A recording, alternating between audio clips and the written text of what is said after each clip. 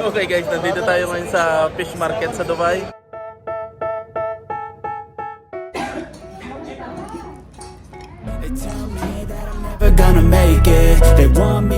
Yun, what's up? Kagigising ko lang. Eto, day off ko ngayon. Yan, pagka hindi pa rin ako naghihilamos, hindi pa rin ako nakakapag-ayos ng sarili ko. Pagkagising ko, diretso na akong naglaba. Kasi pag day off ko, doon pa lang ako naglalaba. Babangon na ako, pupunta ako sa baba. Kasi bibili ako ng pagkain. Wala na kasi bigas, wala na akong ulam. Kaya bibili muna ako doon sa baba. Pasensya na kayo sa lighting ko kasi pangit. Kasi dito, kada partition, kanya-kanyang ilaw. Wala kaming yung centralized na ilaw para sa lahat. Para yun, pagpapasok, di kanya-kanyang patay ng ilaw kung sino may gustong ilaw at kung sino may ayaw ng ilaw. Kaya ganito, medyo madilim. Kasi kanya-kanya kaming ilaw. So, ganito lang dito sa bahay ko. Ito nga pala, yung isang partition katabi ko. Ito.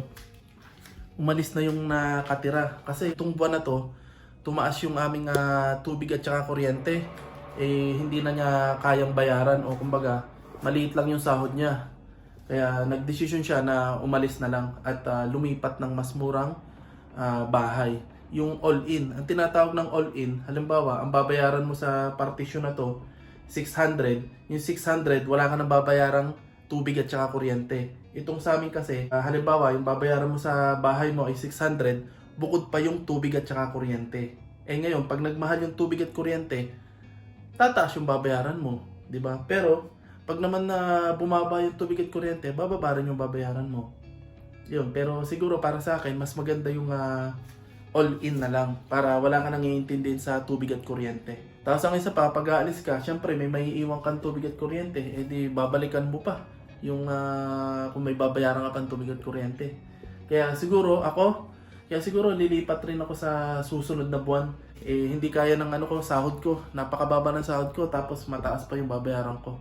May nakita naman akong mas murang partition o bahay, tapos all-in na. Wala na akong intindihing tubig at saka kuryente. Ito yung bakanting kwarto ngayon. Yan, single bed, tapos yan, mga gamit mo. Tapos maganda dito kasi yan, natatanaw mo yung labas. Kita mo yung labas. Ganito lang dito. Yun di ba? Madilim siya. So isang kwarto to. Pagpasok mo dito sa kwartong to, dinivide to sa 4. So, ito yung unang partition. Yan, ibig sabihin, pag nakalak na ganyan, walang tao sa loob. Tapos, ito yung pangalawang partition. Yan, nakalak. So, ibig sabihin, walang tao sa loob. Nasa trabaho o may pinuntahan. Tapos, ito yung sa akin. Pag nakaganito, walang lock. Ibig sabihin, andito ako sa loob. So, ito yung sa akin. Yan. Makikita nyo, magulo. Tapos, ito yung bakanting kwarto. Yan. So, ito yung bakanting kwarto. Yan. Bali, isang kwarto to, isang malaking kwarto, tapos hinati-hati sa 4. So, yung kanya-kanyang bayad kada partition. Tapos, bukod yung kuryente. So, paano? Mag-aayos muna ako ng sarili ko. Tapos, bababa muna ako para mamili ng pagkain ko. Kasi, naubusan na ako ng pagkain. Tapos maya-maya, pagkatapos kong kumain, magpapahinga muna. And then, hindi ko pa alam, baka gumala ako. So, baka maglakad-lakad ako o may puntahan ako. So, sige na lang mamaya. Ay, nakalimutan ko sabihin sa inyo, nung isang day off ko, nung last week na day off ko, pumunta ako dun sa kapatid ko. Andun ako sa kila Ariel sa Dubai. Tapos, pumunta kami dun sa fish market na mall. Ayun, namili kami ng mga kakainin ng ulam. Yan, ipapakita ko sa inyo yung video nung pagpunta namin sa fish market at kung ano yung mga pinamili namin. So, panoorin nyo muna to.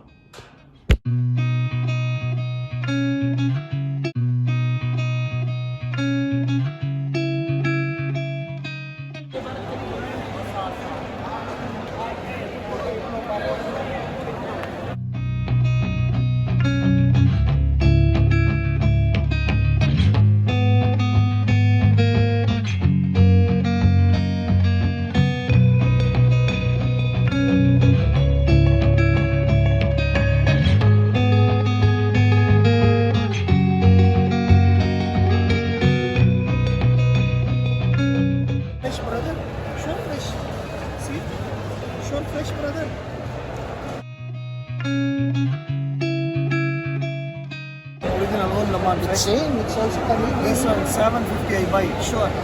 757. I should be good, brother. See my number, 63. Me every time, yeah. This one, 1 kilogram, 750 fills. The problem is I give Laman that this one all better. no need for this. I don't want naman. For separate, I take head for separate. Okay, 8 half. Okay, let's meet in the middle, brother. Send the great from Okay guys, nandito tayo ngayon sa fish market sa Dubai. At kasalukuyang nagtatawaran kami sa ulo ng lapu-lapu. Binabarat ni Kuya Arjen.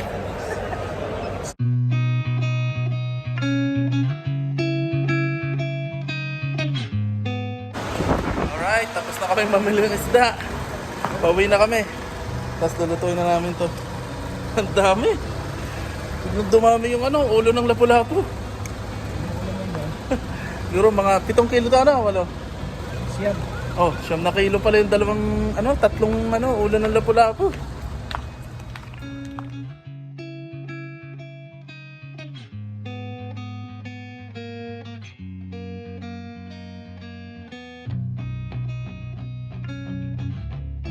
Okay, andito na tayo sa bahay. Nakapamili tayo ng isda. So, lilinisan na lang natin to. Sulit na yung ganun.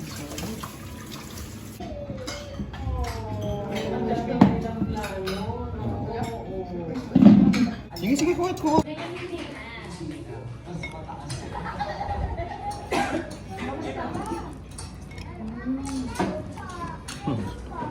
Oh, kita nyo? Yun, galing ako sa fish market nung last week na day off ko. Yun, dahil wala pa kaming sahod, hindi pa dumadating yung sahod namin, kukunin ko muna tong iniipon ko. Bali, iniipon ko tong perang to para sa visa at saka ticket ng aking mag-ina. Yan. So, iniipon ko yan hanggang sa makaipon ako ng pambili ng ticket at saka visa nila. Pero ngayon, kukupit muna ako ng 100 para pambili ng aking pagkain, bigas at saka ulam. Tapos meron din akong ginawang alkansya dito. Yan.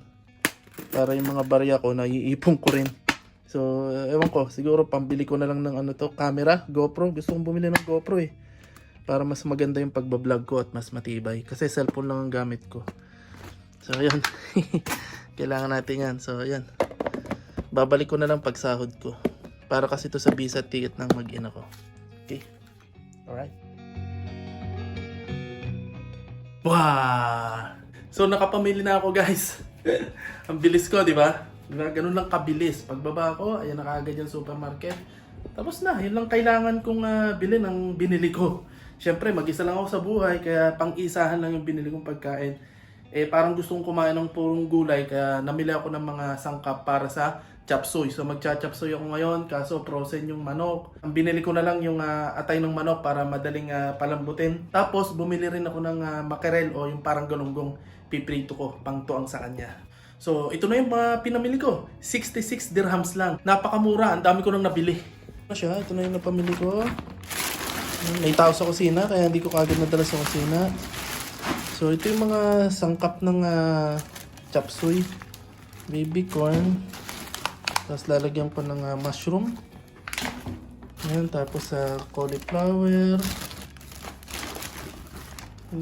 Cabbage. Siyempre carrots. Siyempre ito.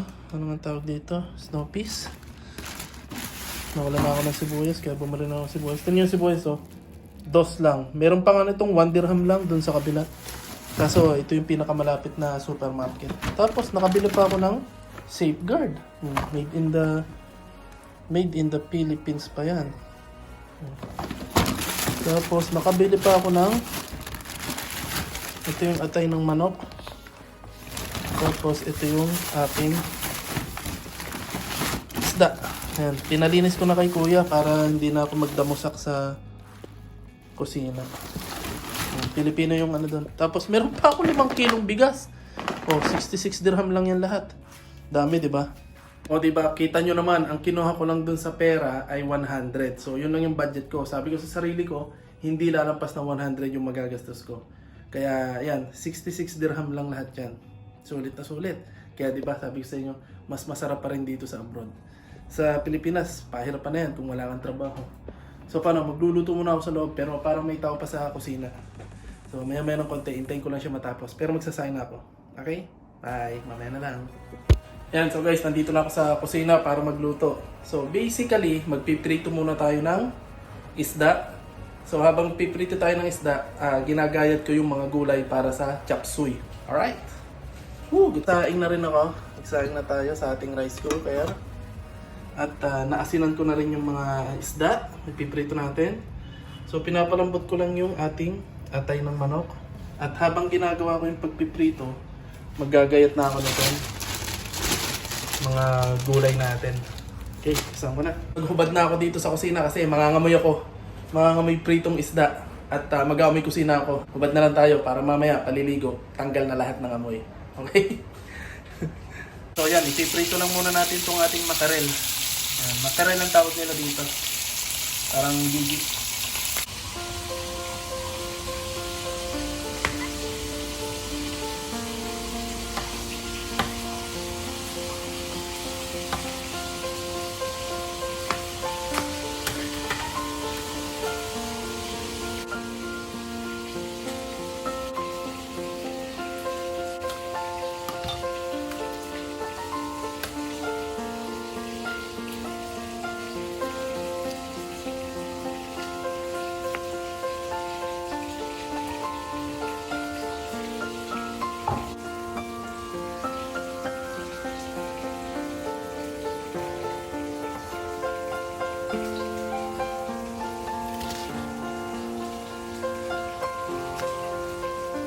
Yan, paluto na to. Ito ang pinaka-favorite ko sa lahat. Yung baby corn. Tapos yung cauliflower. Yan. Pala, itong cabbage at saka yung sibuyas. Oh, 1 dirham lang yung piso lang oh. Yan, luto na yung ating isda. Yan, so bale nagayat na natin lahat ng gulay niya. Yan. So nagayat ko yung sibuyas, bawang, tapos yung cabbage na. So ito na yung chop suey na niluluto ko. Yan. Malapit nang maluto. Alam nyo, ang ayoko lang sa chop suey, matrabahong lutuin. Kasi ang daming ginagayat na gulay. Tapos yung pagluluto, iisa-isahin mo yung gulay hanggang sa lumambot siya. Kaya matrabaho ang chop suey. Alam nyo ba? Paggagayat na nga lang ubos oras na. So hintayin ko lang tumaluto. Okay na. Ay. Kaya miss ko na ang asawa ko eh. The best yung magluto ng ulam. Oo pare. The best. Kaya nga tumaba ng ganito eh. So wala siya ngayon dito, mag-isa lang ako, kaya akong magluluto ng sarili kong pagkain. Pero once na nakuha ko na yung mag-ina ko, andito na yung asawa ko, siya na yung magluluto ng pagkain para sa akin. Hirap pag mag-isa, walang tagaluto, walang tagalaba, walang lahat. Luto na ang ating chop suey.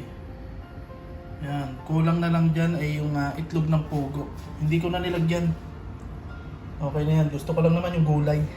Kain na na. Pinagpawisan ako dun nakakain na. Alright. Tikman natin kung anong lasa. Mukhang naparami ang luto ko.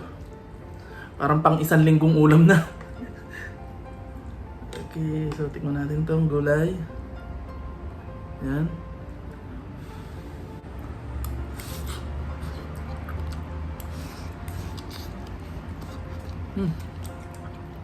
Init. Cauliflower.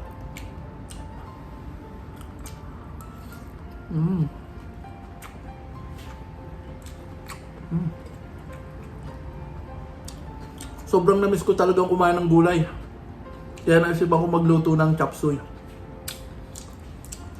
Pero, alam nyo, mas masarap magluto yung asawa ko ng ulam. Woo! Fresh from Pampanga, pare. Panalo magluto ng ulam yun. Kaya namimiss ko siya. Kaya pagdating niya dito, siya na yung magluluto ng ulam ko.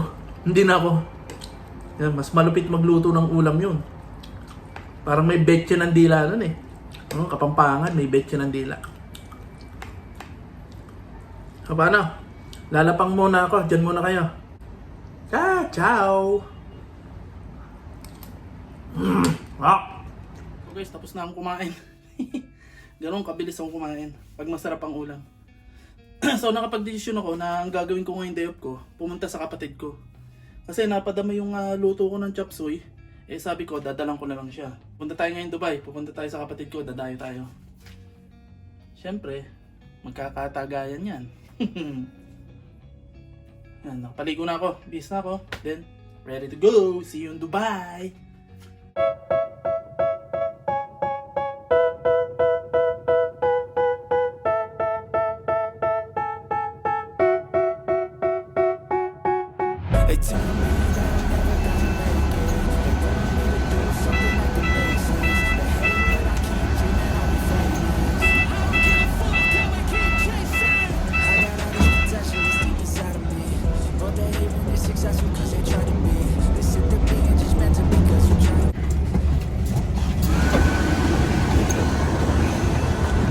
Alright, touchdown Dubai.